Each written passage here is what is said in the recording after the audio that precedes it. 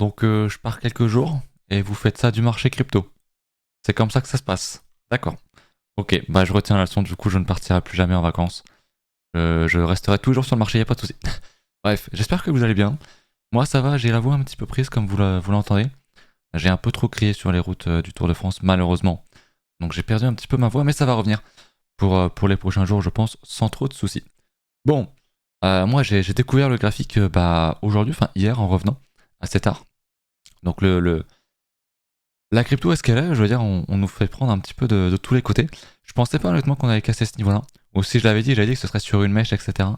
Bon, effectivement, du coup, c'est sur une mèche. Si on regarde dans l'hebdo, on l'a fait que même sur une mèche ici. On est revenu chercher les 53, 52K. C'est pas si mal. Ok. Et en daily, pour l'instant, effectivement, on laisse un gros doji là, une grosse mèche. Donc c'est pas terrible, terrible, terrible. Même si forcément, c'est pas très très beau à voir. On a cassé le beau range. J'avais mis semaine dernière lors du stream dimanche soir. D'ailleurs, ce soir, il y a un stream, donc n'hésitez pas à passer. On était 10 à 20.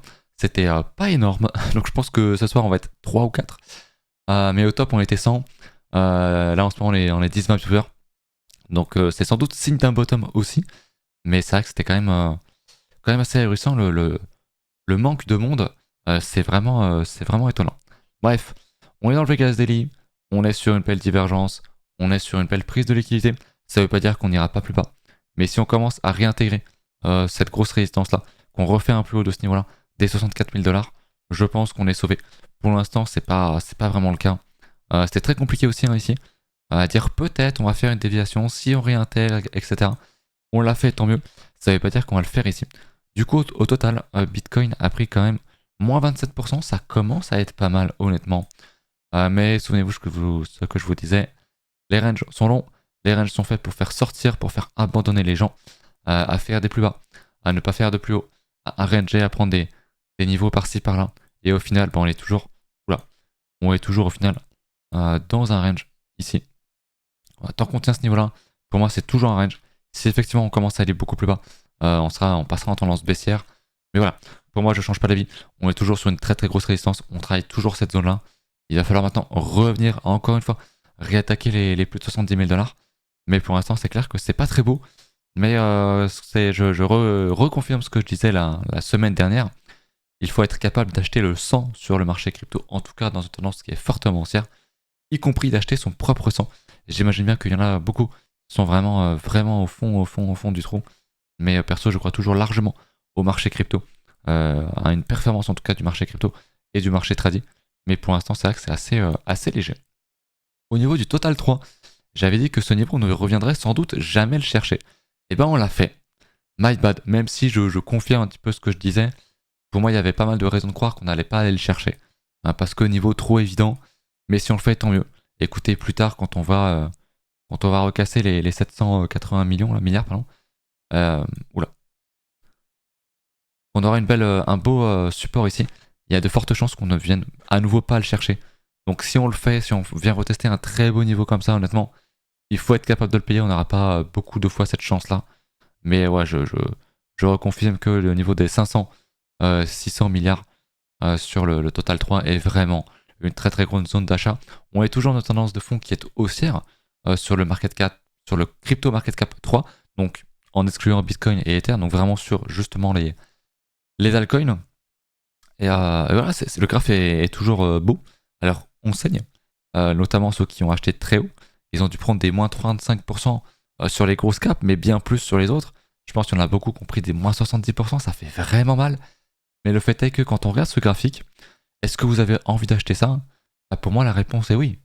On a eu ici une grosse structure, on l'a cassé, on l'a un petit peu retesté. On a créé une zone ici d'intérêt. On est parti avec du gros momentum et on vient rechercher cette zone-là. Le, la tendance de fond est haussière, le biais est haussier, on reteste un niveau.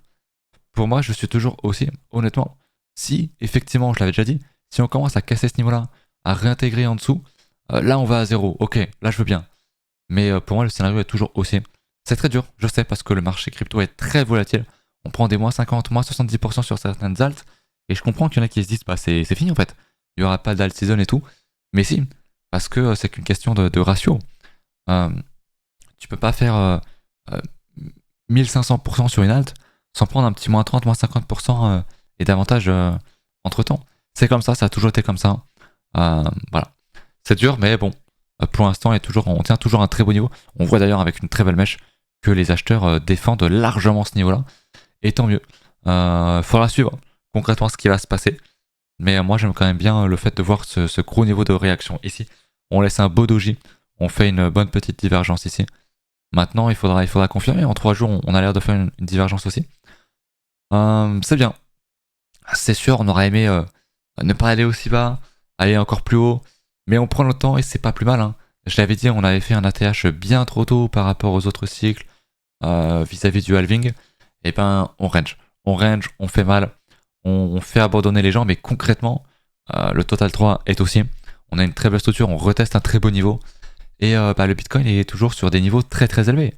57 000 $, il n'y a pas si longtemps, les gens n'y croyaient plus, on était à 20 000. Donc non, pour moi c'est toujours très très bien. On n'a pas fait d'ATH, que ce soit sur Bitcoin, que ce soit sur les alts, sur le market cap, etc. Donc mon biais ne change pas. Par contre, effectivement, si on fait ce schéma-là, pour moi on va à 0. Enfin, on va à 0, c'est une manière de dire. On ira peut-être pas à 0,0, mais on ira très très bas et je dirais, ok, peut-être qu'on n'a pas de market de bull run, etc. Peut-être que ça prendra de plus longues années, mais pour moi, on n'est pas du tout dans ce genre de scénario. Donc voilà. Au niveau de l'open interest, on commence à sortir pas mal de monde. C'est normal, vu le mouvement, c'est tout à fait normal. On commence à liquider pas mal de monde, tant mieux. On a un spread qui est toujours négatif. C'est une très bonne chose à voir. Il faut continuer ainsi. De toute façon, c'est souvent dans ce genre de zone qu'on a un spread qui est négatif. Par contre, le funding n'est pas négatif, ou en tout cas pas énormément. Peut-être qu'il faudrait zoomer sur le H4. On a un petit peu de négatif au niveau du bottom ici. On en a encore un petit peu actuellement. Donc c'est bien, c'est normal. Et c'est ce qu'on veut globalement. Je n'ai pas regardé encore le Fear and Gain Index. Ouf, on est dans le Fear à 29. Enfin, on a vraiment du Fear. Donc ça, c'est pour moi une très très bonne nouvelle. Les gens n'y croient plus. Ça se voit dans les commentaires, ça se voit dans le nombre de vues, ça se voit dans le Fear and Gain Index, et ça se voit de toute façon dans la gueule du graphique. On va pas se mentir. Je sais que c'est dur, honnêtement, c'est très très dur. Après, on a une belle tendance haussière pendant de nombreux mois. Donc forcément, il y a un petit équilibrage à faire. Mais comme vous le savez, comme vous l'entendez à ma voix, même si elle est un petit peu cassée actuellement, elle est encore, je suis encore largement assez serein sur l'avenir du marché crypto. On a, selon moi, encore au moins ou pas loin, ou peut-être un peu plus, aux environs en tout cas d'1 an pour choper le top du marché. Et voilà, on a largement le temps de construire à la hausse, à mon avis.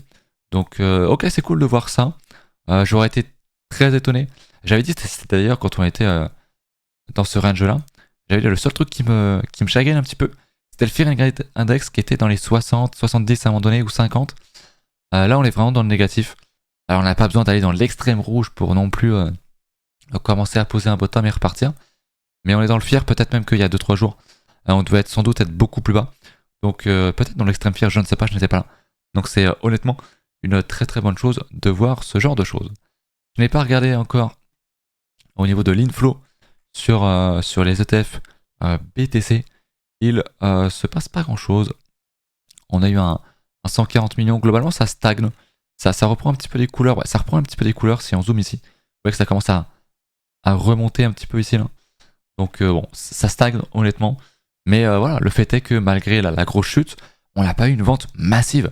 Comme sur Bitcoin qui a largement cassé ce range-là sur une grosse mèche qui est ici. Alors que l'inflow sur le BTC, côté ETF, c'est toujours énormément haussier. Donc pour moi, ça continue d'acheter massivement. Et c'est une bonne chose, ça ne panique pas. Donc tant mieux. Tant mieux. Au niveau du marché tradi, on va aller regarder ça. On va se mettre sur le dollar qui tombe. C'est une bonne chose. Alors malheureusement, ça tombe quand le marché crypto tombe aussi, c'est pas de chance. Il y a pas mal de décorrélation dans ce fameux gros range, j'en parlais. Mais j'imagine quand je vois ça sur le dollar, je pense que l'ESP doit être extrêmement à la hausse. Voilà, on enchaîne encore une fois sur l'ATH. Au niveau du Nasdaq, tiens donc un ATH. Et au niveau du Dow, on est sur une bougie qui est quand même assez verte. Donc c'est une très bonne chose. Même s'il est plus dans un range, il devrait repartir à la hausse assez facilement, je pense. Donc malheureusement, c'est le marché crypto qui a besoin de temporiser, qui a besoin de rattraper son retard, enfin son avance plutôt, où il avait été extrêmement haussier. Mais voilà, je reste confiant pour la suite pour qu'il nous fasse ce genre de graphique. En hebdomadaire, ça arrivera. J'en suis assez persuadé, mais c'est très très bon de voir le SP avec ce genre de tronche. C'est vraiment bien. Donc je suis assez content. Est-ce qu'on a autre chose à voir côté tradi? Je pense que non. Honnêtement, les planètes s'alignent. Voilà, le marché crypto range. Il saigne un petit peu, même si on a connu du sang beaucoup plus rouge que ça, honnêtement. Donc voilà, faut tenir maintenant. Mais ça devrait plutôt bien se passer. Les alts tankent plutôt bien au final. On le voit sur la paire Ether face à BTC. On est sur un range, un petit range en quelques semaines. Donc les alts tankent quand même bien la baisse malgré tout. Même si c'est dur, même s'il y a du sang. Globalement, elles se comportent plutôt bien. Au niveau de la dominance, on est encore sur un range. On est vraiment dans ce range de l'enfer. On est dans un range un petit peu en dehors du plus gros range ici. C'est vraiment très long. J'espère vraiment. J'attends vraiment qu'une chose, c'est qu'on casse tout ça, qu'on aille plus bas, qu'on sorte de ce range de merde. Parce que là, il commence un petit peu à jouer avec nos boules. Mais on va en sortir un jour ou l'autre. Il n'y a pas de souci. Je suis assez confiant. Le mieux que vous ayez à faire, c'est honnêtement comme moi. Ne regardez pas votre folio. Ne paniquez pas. Si vous avez toujours cette capacité à DCA comme on en parlait depuis un petit moment, quand le marché est rouge, et pas faites-le. Rachetez un petit peu des alts, un petit peu tous les jours, un petit peu toutes les semaines. Je sais que sur le Discord, il y en a un qui avait sa paye, qui dédiait une partie de sa paye sur leur achat pour faire un petit peu de DCA. Et c'est une très très bonne chose. Il faut faire ça évidemment consciemment, sans se mettre dans le rouge, sans prendre trop de risques pour soi, évidemment. Et ça devrait plutôt bien se passer. Voilà pour ça. On m'avait demandé de regarder quelques alts.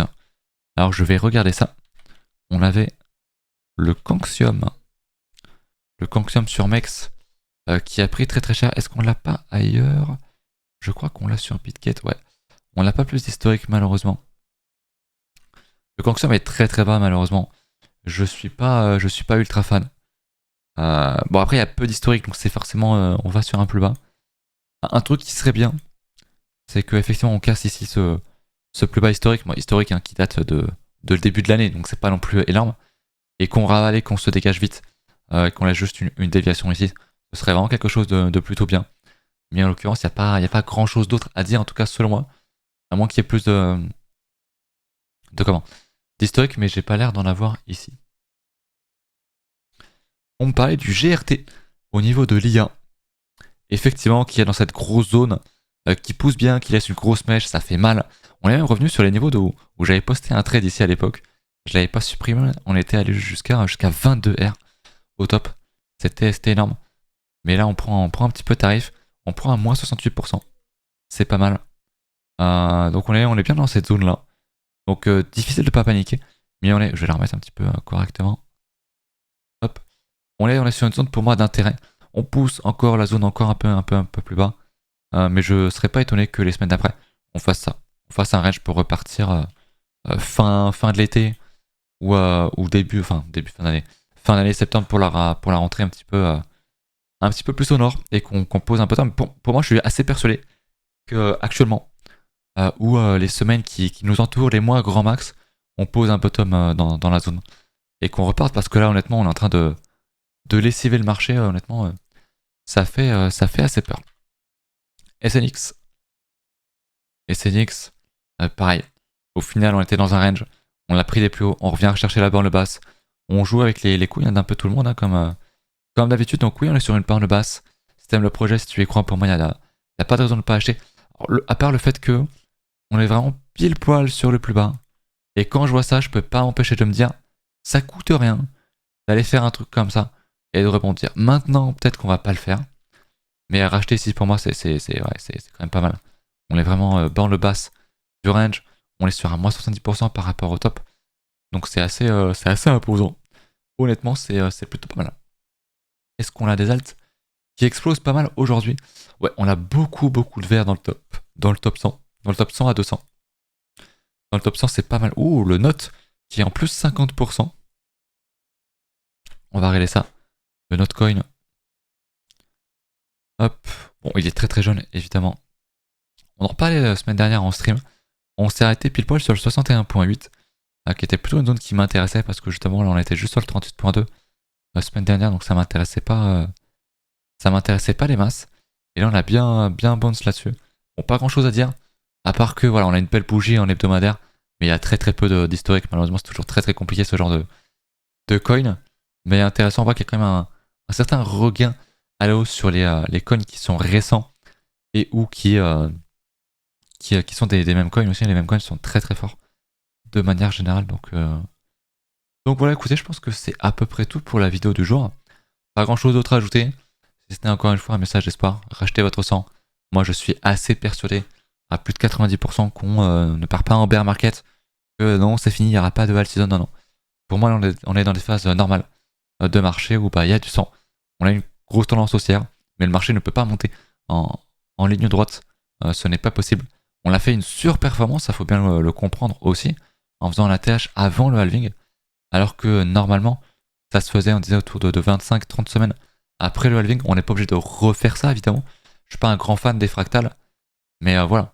Si ne serait-ce qu'on le fait que 25-30 bougies, ce sera pour octobre. Donc il y a largement le temps de voir des choses se construire. Je pense moi qu'on peut faire un range comme ça. Comme je l'avais déjà dit, on va casser et repartir gentiment. Les alts sont... On le voit avec la dominance, les alts tiennent quand même pas trop mal. Avec Ether BTC surtout. Bon, le marché saigne, bien sûr, mais quand on compare, ça pourrait être vraiment pire. Avec ce genre de marché sur Bitcoin, on pourrait être sur un nouveau plus bas sur Ether BTC. Ce n'est pas le cas, ce qui montre bien une certaine résilience. D'ailleurs, j'ai pas regardé Ether, j'ai regardé Ether contre BTC, mais j'ai pas regardé Ether face au dollar en hebdomadaire, et on ne fait pas de plus bas. On n'a pas retesté encore ce niveau-là. Est-ce qu'il le fera? Je ne sais pas. Mais pour l'instant, on est sur un range. Je vais me mettre en 3 jours, ce sera peut-être un peu plus évident. Mais pour moi, on a un range ici.